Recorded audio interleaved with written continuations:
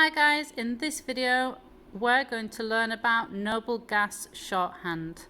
This is a shorthand way, so a quicker, simpler way of writing electron configurations, and it removes the need to write all the long 1s2, 2s2, 2p6, all of that.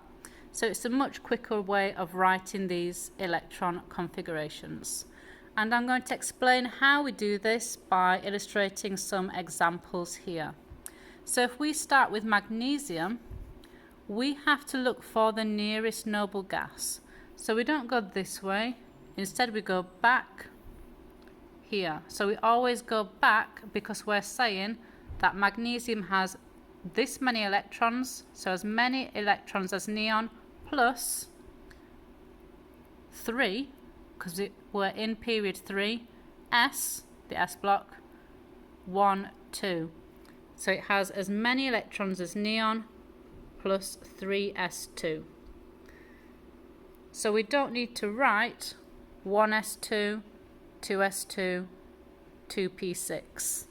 That's removed the need to write all of that. The next example, chlorine.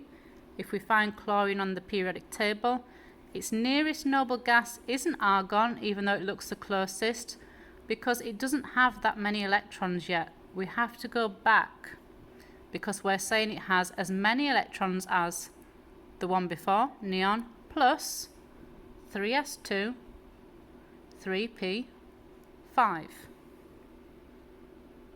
Our next example, titanium. It's in the D block. We go back.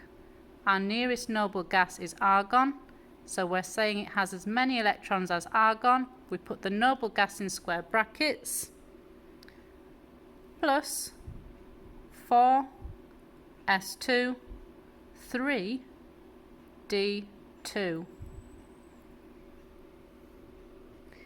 Moving on to ions. So we've got a bromide ion and an oxygen ion here.